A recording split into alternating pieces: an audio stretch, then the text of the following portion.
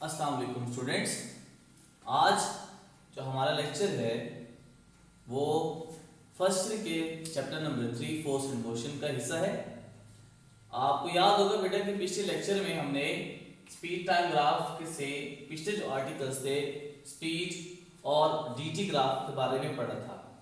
आज हम graphical analysis को ही आगे लेके चलेंगे। इसमें सबसे पहले आपके पास है VT graph, that is speed time graph. तो बेटा वहां भी मैंने आपको कहा था कि कुछ की पॉइंट्स आपने याद रखने हैं।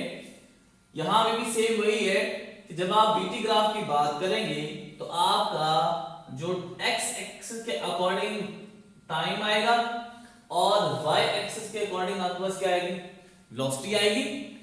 याद रखें कि the slope of VT graph gives us acceleration. जब भी आप वीटी ग्राफ की बात करेंगे तो वीटी ग्राफ का जब भी आप स्लोप फाइंड आउट करेंगे तो वो स्लोप आपको क्या दे देगा, एक्सेलरेशन देगा। अब जो इंटर टेस्ट में आपके टोटल ग्राफ्स है वो 6 ग्राफ आपके पास ये बनते हैं जो हमने पीछे डिस्टेंस टाइम ग्राफ के लिए भी पढ़े थे। अब इसमें याद रखें कि हॉरिजॉन्टल लाइन की जो स्लोप आपके पास होती है वो 0 होती है, यानी slope of horizontal line is 0 and slope of vertical line is infinity. जब आप वर्टिकल लाइन की बात करते हैं तो वर्टिकल लाइन की जो स्लोप आपके पास होती है वो किसके बराबर होती है, infinity, that is impossible, very large number. तो आप 6 ग्राफ होता देखें, एक ग्राफ आपके पास ये है, दूसरा ग्राफ बेटा आपके पास शेप ये, तीसरा ग्राफ बिल्कुल इंक्लाइंड है, 4 आपके पास शेप ये बनती है, 5 आपके पास वर्टिकल और 6 आपके पास ये बन रही है। अब देखें कि जब आप इसको सॉल्व करेंगे तो आपने ये 2 बातें मेन ध्यान में रखनी है। अब पहले ग्राफ को ये देखिए जो आपके पास है, that is a line parallel to the time axis, that is horizontal line. तो slope of horizontal line is 0। Slope क्या आ गया, 0, मतलब है कि उसकी स्पीड आपके पास क्या है, वेलोसिटी क्या है, कांस्टेंट है, तो उसका एक्सेलरेशन आपके पास क्या आ जाएगा, वो 0 आ जाएगा। दूसरा देखिए बेटा, अगर आप इसकी शेप देखें तो अगर आप इसकी स्लोप फाइंड आउट करेंगे तो स्लोप उसका क्या कर रहा है, डिक्रीज कर जा रहा है। जब स्लोप डिक्रीज कर गया तो स्लोप का आउटपुट क्या होता है, वीटी ग्राफ का एक्सेलरेशन होता है, ऑटोमेटिकली वो आपका एक्सेलरेशन भी क्या हो जाएगा, वो डिक्रीज हो जाएगा। लेकिन ये बात बड़ी इंपॉर्टेंट है कि उसका जो डिक्रीजिंग होगा वो आपके पास क्या होगा, पॉजिटिव होगा, न कि नेगेटिव। थर्ड देखिए, इंक्लाइंड है बिल्कुल आपके पास, ये जहां जिस पॉइंट के ऊपर भी आप उसकी वेलोसिटी देखें तो वो आपके पास क्या होगी, चेंज इन वेलोसिटी फाइंड करेंगे तो क्या आएगा आपके पास, कांस्टेंट, यानी slope of this third graph is constant. तो जिसकी वजह से हम कहेंगे कि एक्सेलरेशन भी उसका क्या हो जाएगा, वो कांस्टेंट हो जाएगा। फोर्थ ग्राफ देखिए, अब पीक बढ़ती जा रही है, अगर आप इसको थोड़ा एक्सट्रापोलेट करे जाए तो ये इंक्रीजिंग हो रहा है, मतलब स्लोप अगर आप इसका फाइंड आउट करें तो स्लोप इसका क्या हो रहा है, इंक्रीज हो रहा है। इसका मतलब है चेंज इन वेलोसिटी क्या हो रही है, इंक्रीज हो रही है, तो एक्सेलरेशन भी इसका क्या हो जाएगा, वो इंक्रीज हो जाएगा। फिफ्थ आपके पास क्या है, ये लाइन आपके पास है जो कि वर्टिकल लाइन है। ये ग्राफ अगर आप स्लोप देखें तो वर्टिकल लाइन का स्लोप क्या होता है, इंफिनिटी। इसका मतलब है कि यहाँ पे एक्सेलरेशन भी क्या हो जाएगी, इंफिनिटी हो जाएगी।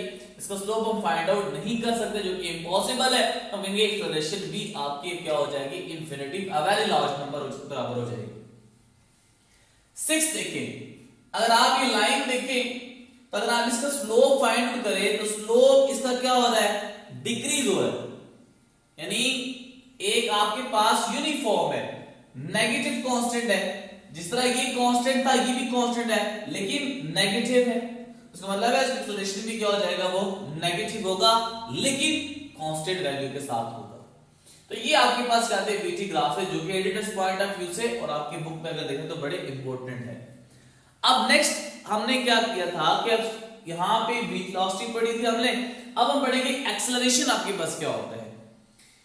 याद रखिए एक्सेलरेशन को जब डिफाइन करते हैं तो आप उसमें देखिए जो मेन बात आपके पास आएगी वो वेलोसिटी की आएगी। जब आप डिफाइन करते हैं तो आपके पास होता है rate of change of velocity, यानी वेलोसिटी में चेंज आना चाहिए। तो हमें ये पता है कि जो वेलोसिटी आपके पास होती है, वेलोसिटी का मैग्नीट्यूड भी होता है और डायरेक्शन भी पॉसिबल है। तो अगर एक्सेलरेशन आपने प्रोड्यूस करवाना है किसी भी बॉडी में, तो आप उसकी वेलोसिटी को चेंज करना पड़ेगा।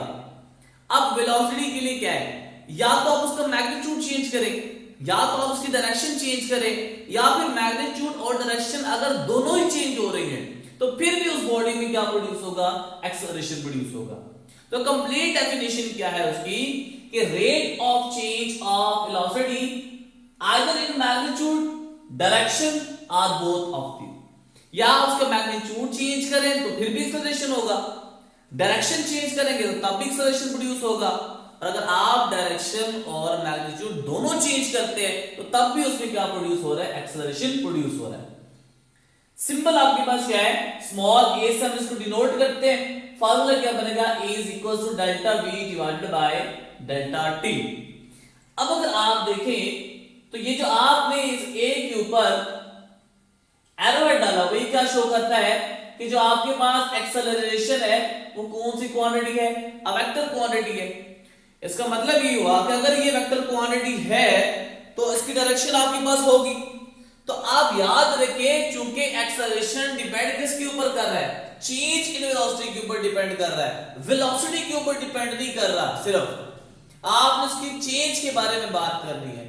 तो चेंज इन वेलोसिटी, तो बेसिकली वेलोसिटी आपके पास क्या है, वेक्टर क्वांटिटी है, तो एक्सेलरेशन भी किसके करस्पॉन्डिंग क्या बन जाएगा, एक वेक्टर क्वांटिटी बन जाएगा। अब इसको हम इस तरह चेंज डेल्टा किसको शो करता है, चेंज को, इसका मतलब एक फाइनल वेलोसिटी होगी और एक इनिशियल वेलोसिटी होगी जहां से उस बॉडी ने क्या किया है, स्टार्ट किया है। इसका मतलब क्या हुआ कि vf is the final velocity of that body minus initial velocity, that is the initial velocity from where that body start, divided by t। आप इसको इस फार्मूले के अकॉर्डिंग भी लिख सकते हैं। यूनिट निकालना चाहे तो बेटा देखिए कि वेलोसिटी अगर आपके पास है तो वेलोसिटी की अगर आप देखें तो उसकी यूनिट आपके पास क्या होती है, मीटर पर सेकंड, और जो कि टाइम है डिनोमिनेटर में तो उसकी भी आपके पास क्या होगी, सेकंड। तो जब दोनों डिनोमिनेटर में मल्टीप्लाई हो जाएंगे बन जाएगा सेकंड स्क्वायर, तो ये बनेगा मीटर पर सेकंड स्क्वायर, या फिर आप इसको लिख सकते हैं ms-2। तो ms-2 is the unit of acceleration. Dimension जो कि आपने पहले चैप्टर में पढ़े, तो बेटा याद देखिएगा कि v/t आपके पास है और वेलोसिटी आपके पास क्या होती है, डिस्प्लेसमेंट डिवाइडेड बाय t, और आपके पास ये टाइम एज इट इज आ गया। अब मैं इसको लिख सकता हूं कि d divided by t square, तो d दैट इज लेंथ, उसकी डायमेंशन आपके पास क्या है, l कैपिटल L, और t स्क्वायर है तो ये हम लिख सकते हैं कि t कैपिटल T स्क्वायर, और आप ऊपर लेके जाएंगे तो ये क्या बन जाएगा कि इनवर्स 2। तो डायमेंशन क्या बनेगी आपके पास कि L T inverse 2 is the dimension of acceleration. अब हमने जिस तरह वेलोसिटी पढ़ी, फिर वेलोसिटी के बाद हमने इंस्टेंटेनियस वेलोसिटी पढ़ी थी, वेरिएबल वेलोसिटी पढ़ी थी, हमने फिर उसके बाद हमने पढ़ी कि यूनिफॉर्म वेलोसिटी कौन सी होती है। इसी तरह अगर आप देखें तो एक्सेलरेशन भी उसके अकॉर्डिंग होगी। अगर तो किसी भी बॉडी की जो वेलोसिटी चेंज हो रही है with respect to the time interval equally change किए जा रहा है, तो उस टाइम पे हम कहेंगे कि बॉडी की कौन सी एक्सेलरेशन है, यूनिफॉर्म है। यानी अगर किसी भी बॉडी की equal change in velocity with respect to equal interval of time आपके पास ये सिचुएशन बन रही है, तो उस टाइम हम कहेंगे कि उसकी एक्सेलरेशन कौन सा है, यूनिफॉर्म एक्सेलरेशन है। लेकिन अगर ये केस ना हो, यानी इक्वल चेंज नहीं हो रहा with respect to time interval, तो इसका मतलब क्या होगा कि उसमें कौन सा एक्सेलरेशन है, वेरिएबल एक्सेलरेशन है। तो हम डिफाइन करेंगे तो हम लिखेंगे कि change in velocity is not equal in equal interval of time, that is a body does not changes equal velocity in equal interval of time. अब देखिए बेटा कि अगर आपकी बॉडी एक पॉइंट ए से पॉइंट बी की तरफ उसने मूव किया, एक्सेलरेट हुई, तो ये आपके पास इनिशियल पॉइंट, ये आपके पास टारगेट पॉइंट। अब अगर आप in between these two points किसी भी लम्हे के ऊपर, किसी भी टाइम के ऊपर आप इसका एक्सेलरेशन फाइंड आउट करेंगे, तो आपको किससे हेल्प लेनी पड़ेगी, इंस्टेंटेनियस एक्सेलरेशन पे। अब इंस्टेंटेनियस एक्सेलरेशन को डिफाइन कैसे करते हैं कि a instantaneous acceleration of the body is the acceleration of a body at any instant of time such that delta t approaches to zero, not exactly equal to zero but it approaches to zero, यानी वो आपका जो interval है उसके corresponding time की value बहुत ही मैन्यूट हो जाती है, कम हो जाती है। तो फॉर्मूला लिख सकते हैं कि a is equals to limit delta t approaches to zero delta v divided by delta t। अब देखिए बेटा कि अगर किसी भी बॉडी का अगर आप ये देखिए कि वेलोसिटी इंक्रीज हो सकती है, वेलोसिटी के साथ एक्सेलरेशन की वैल्यू पैरेलल भी हो सकती है डायरेक्शन में और उसके एंटी पैरेलल भी हो सकती है, तो उसकी करस्पॉन्डिंग आपका जो एक्सेलरेशन है वो इंक्रीजिंग भी हो सकता है और डिक्रीजिंग भी हो सकता है। तो आपका एक्सेलरेशन इंक्रीजिंग कब होगा? जब उस एक्सेलरेशन की मैग्नीट्यूड की बात की जाए तो वो क्या हो रही हो? इंक्रीज हो रही हो। लेकिन अगर वो डिक्रीज कर रहा है मैग्नीट्यूड तो उसका मतलब है कि उस एक्सेलरेशन को हम क्या नाम देंगे कि ये क्या है? डिक्रीजिंग एक्सेलरेशन है। अब जब हमने ये बातें सारी कर ली तो अब बेटा एक एमसीक्यूज जो कि Indian test point of view से एमकैट का बड़ा इंपॉर्टेंट एमसीक्यूज है वो हम सॉल्व करते हैं कि अगर किसी भी बॉडी की वेलोसिटी इंक्रीज हो रही है तो उसका एक्सेलरेशन क्या होगा? और ऑप्शन में आपको दिए जाते हैं increases, decreases, constant and all of these. के अगर आप उसको देखें तो उसकी वेलोसिटी अगर इंक्रीज हो रही है तो उसका एक्सेलरेशन इंक्रीज हो रहा है, डिक्रीज हो रहा है या कांस्टेंट है या फिर सारे पॉसिबिलिटी पॉसिबल है। देखिए हम इसको सॉल्व करते हैं कि ऑप्शन आपके पास कौन सी करेक्ट बनती है। मैं केसेस कंसीडर कर लेता हूं। सबसे पहला केस मेरे पास है कि अगर एक बॉडी की वेलोसिटी है 10 मीटर पर सेकंड, वेलोसिटी 2 उसके लिए 20, अगर आप देखिए मैं कहता हूं लेट्स से कि 18 मीटर पर सेकंड है, v3 की वैल्यू आपके पास है 20, मैं कहता हूं कि अगर आपके पास ये है कि 30 मीटर पर सेकंड। मैंने तीन वेलोसिटी को कंसीडर कर ली है। हर वेलोसिटी v1 देखिए 10 है तो v2 से इंक्रीज हो रही है 18 है, v3 उसकी क्या है 30, यानी वेलोसिटी उसकी करस्पॉन्डिंग क्या होती जा रही है? वैल्यू इंक्रीज की जा रही है।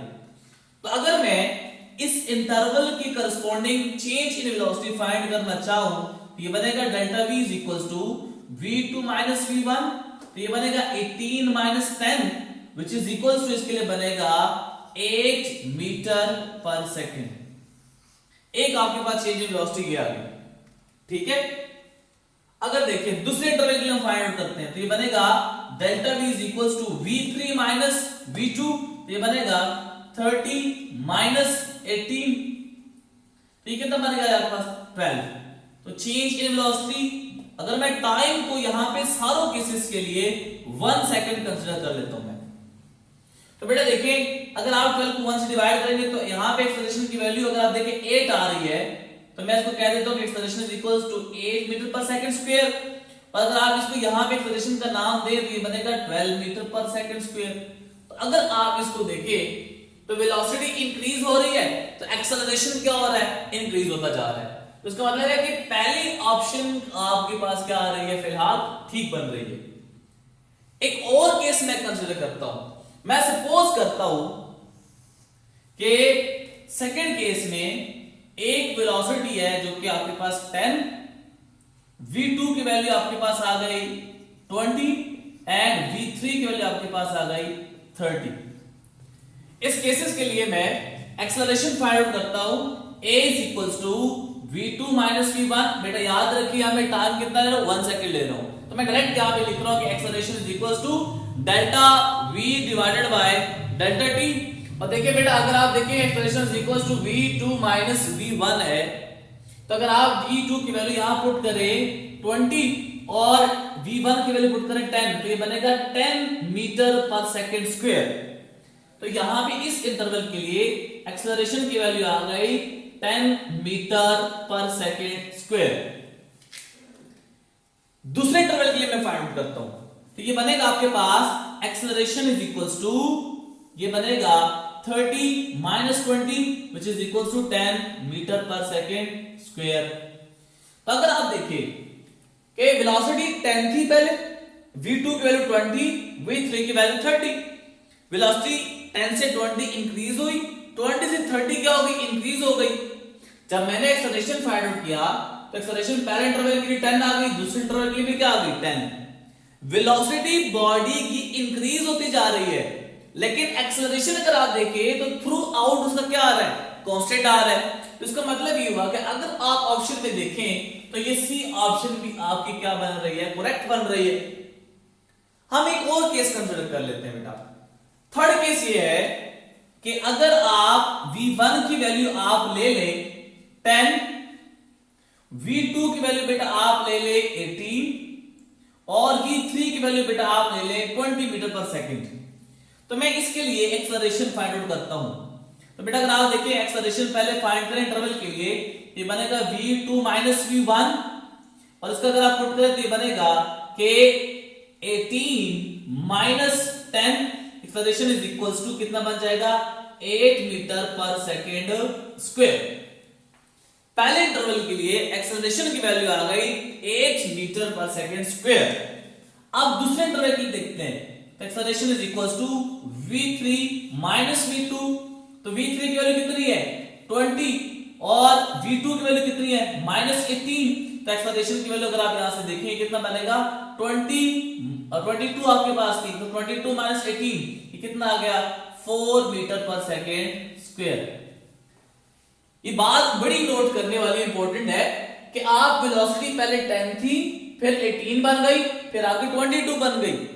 वेलोसिटी बॉडी की इंक्रीज होती जा रही है, लेकिन अगर एक्सेलरेशन देखें पहले इंटरवल के लिए 8 आया, दूसरे इंटरवल के लिए 4 आ रहा है, लेकिन वेलोसिटी स्टिल इंक्रीज हो रही है। एक्सेलरेशन पहले 8 से 4 आ गया, एक्सेलरेशन क्या हो गया है, डिक्रीज हो गया। तो अगर आप इसमें देखें तो आपकी जो बी ऑप्शन है दैट इज बीटा, वो भी ठीक बन रही है। तो इसका मतलब हुआ कि अगर आप इसमें करेक्ट ऑप्शन देखें तो वो कौन सा बन रहा है, ये डेल्टा ऑप्शन बन रहा है, that is all of these. तो आंसर क्या बनेगा इसका, कि अगर किसी भी बॉडी की वेलोसिटी इंक्रीज कर रही है तो उसका एक्सेलरेशन पॉसिबल है कि इंक्रीज भी हो सकता है, डिक्रीज भी हो सकता है और कांस्टेंट भी रह सकता है। नेक्स्ट एमसीक्यूज देखिए बेटा, कि अगर किसी भी एक बॉडी को आपने अपवर्ड थ्रो कर दिया तो उस केस के लिए इन क्वांटिटीज में से कौन सी क्वांटिटी सेम रहती है। तो अगर आप बेटा इसको देखें तो फोर्स, एक्सेलरेशन भी आपके पास ऑप्शन है, चार्ली ऑप्शन डिस्टेंस है और आपका डेल्टा ऑप्शन क्या है, वेलोसिटी। तो बेटा याद रखिए कि अगर बॉडी अपवर्ड मूव की जा रही है तो अगर आप उसका देखें तो एक्सेलरेशन ड्यू टू ग्रेविटी की जो वैल्यू है वो क्या होती जा रही है, वो कांस्टेंट है। तो करेक्ट ऑप्शन अगर आप यहां से देखें तो बनता है कि acceleration of the body is remain same, वो चेंज नहीं हो रहा, डिस्टेंस इंक्रीज हो रहा है, वेलोसिटी डिक्रीज हो रही है, फोर्स भी वेरिएबल है। जैसे हाइट इंक्रीज करते जाएंगे तो उसकी फोर्स ऑफ ग्रेविटी भी क्या हो जाएगी, वो भी कम होती जाएगी। तो अगर आप देखें तो वेलोसिटी आपके पास होगी, हमारे पास ऑप्शन नहीं बन रही, डिस्टेंस में नहीं है, तो एक्सेलरेशन ड्यू टू ग्रेविटी उसकी वैल्यू क्या रहेगी, वो सेम रहती है। नेक्स्ट एमसीक्यू देखें कि अगर आपने एक बॉडी को अपवर्ड थ्रो कर दिया है, एक ऑब्जेक्ट लेट से मार्कर है, आपने इसको अपवर्ड थ्रो कर दिया तो मैक्सिमम हाइट पे उसका एक्सेलरेशन क्या होगा। अगर ये एमसीक्यूज इस तरह आ जाए, पहले हम इसको सॉल्व करते हैं, फिर एक और 10 का एमसीक्यूज भी आ सकता है। तो देखिए बेटा कि मैक्सिमम हाइट पे वेलोसिटी तो 0 हो गई, एक्सेलरेशन 0 पॉसिबल है कि नहीं। ऑप्शन देखिए जरा कि अगर आप देखें कि ए ऑप्शन 0, बी ऑप्शन आपके पास क्या है, जी डाउन, सी आपके पास क्या है, जी अप एंड डी आपके पास क्या है, इंफिनिटी। तो बेटा ये ऑप्शन तो पॉसिबल ही नहीं है। अब आपके पास ऑप्शन ये तीनों बन रही है, इंफिनिटी भी पॉसिबल नहीं है, वो भी नहीं हो सकता क्योंकि इतना ज्यादा तो नहीं हो सकता कि इसको मेजर ना कर सके। अब जी अप और जी डाउन देखिए बेटा, मैक्सिमम हाइट तक जाते हुए ग्रेविटेशनल एक्सेलरेशन की डायरेक्शन और वेलोसिटी की डायरेक्शन क्या आपस में अपोजिट है। अब मैक्सिमम हाइट पे जब पॉइंट यहां पे है, यहां पे मार्कर पहुंच गया है, अब उस टाइम ग्रेविटी फोर्स डाउनवर्ड लग रही है, तो ग्रेविटेशनल एक्सेलरेशन की जो मैक्सिमम हाइट भी होगी वो आपके पास क्या बन रही है, जी डाउन बन रही है। तो करेक्ट ऑप्शन आपके पास क्या बन रहा है, ये बीटा ऑप्शन आपके पास बनती है। अब देखिए बेटा, आपके पास ये कुछ एमसीक्यूज थे जो कि एक्सेलरेशन और आपके वेलोसिटी से रिलेटेड थे। अब हम क्या करते हैं कि नेक्स्ट आर्टिकल आपके पास क्या है, इक्वेशन ऑफ मोशन, यानी जो आपने 3 इक्वेशन ऑफ मोशन जो कि क्लास 9th में भी पढ़ी थी, that is first equation of motion, second equation of motion and third equation of motion. और वहां पे आपने इसको डिराइव किया था मैथमेटिकली, हम यहां पे डिराइव नहीं करेंगे, हम उसको जस्ट इंट्रोडक्शन पढ़ रहे हैं, रिकॉल कर रहे हैं। इक्वेशन ऑफ मोशन जो आपके पास थी वो कितनी थी, 3। First equation of motion that is Bf is equals to Vi plus At, जो कि पहली equation of motion final velocity, initial velocity, acceleration और टाइम को आपस में रिलेट किया जा रहा है। दूसरी इक्वेशन जो आपके पास थी वो थी S is equals to Vit plus half At square। इसका मतलब यह है कि डिस्टेंस, इनिशियल वेलोसिटी, टाइम और एक्सेलरेशन को आपस में क्या किया जा रहा है, वो रिलेट किया जा रहा है। थर्ड इक्वेशन देखिए जरा, 2as is equals to vf square minus vi square। Third equation of motion acceleration, distance, final velocity और इनिशियल वेलोसिटी को आपस में रिलेट करता है। इन सारे इक्वेशनों में अगर आप देखें तो टोटल सारे 4 वेरिएबल्स एक ही इक्वेशन में एट अ टाइम आपस में रिलेट हो रहे हैं। तो आगे आपका एमसीक्यूज हो गया कि बेटा equation of motion relates variables at a time, तो 4 वेरिएबल्स को आपस में रिलेट करता है। लेकिन अगर आपको कहा जाए कि ओवरऑल कितने वेरिएबल्स को रिलेट करता है, तो टोटल कितने हैं, 5 वेरिएबल्स आपके पास बनते हैं।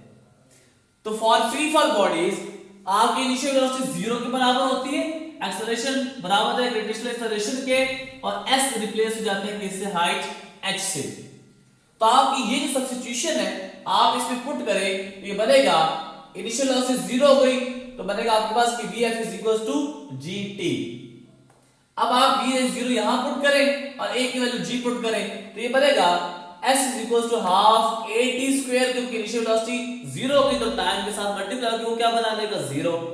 तो आपके पास इक्वेशन बनेगी s is equals to 1/2 into g की वैल्यू 10 पुट करें t स्क्वायर बन जाएगा, और अगर आप इसको थोड़ा सॉल्व करें तो ये बनेगा h is equals to 5t square. Last equation में इनिशियल वेलोसिटी क्या है, 0, तो ये बनेगा बेटा कि Vf is equals to √2gh, because a की जगह हम g पुट कर देंगे, s की जगह हम h पुट कर देंगे, क्योंकि फाइनल वेलोसिटी के ऊपर स्क्वायर है, दोनों तरफ से आप स्क्वायर रूट लिखे तो बेटा आपके पास आएगा Vf is equals to √2gh। अब इसी के बेस के ऊपर हम एमसीक्यू सॉल्व करते हैं। क्या कहता है कि एक बॉल को आपने टॉप ऑफ द टावर से क्या किया है, थ्रो किया है, और वो जमीन पे पहुंचने के लिए 2 सेकंड लगा रहा है। आप उस टावर की हाइट को कैलकुलेट करें। वो कहता क्या है कि एक टावर से आपने किसी भी बॉडी को थ्रो किया, आपने हाइट को फाइंड आउट करना है, और टाइम जो वो ले रहा है वो कितना ले रहा है, 2 सेकंड। तो बेटा अगर आप देखें हमने अभी इक्वेशन ऑफ मोशन पढ़ी, उसके अकॉर्डिंग अगर आप ये देखिए फॉर्मूले, तो आप अगर इस फॉर्मूले को देखिए क्या बनता है कि h is equals to 5t square।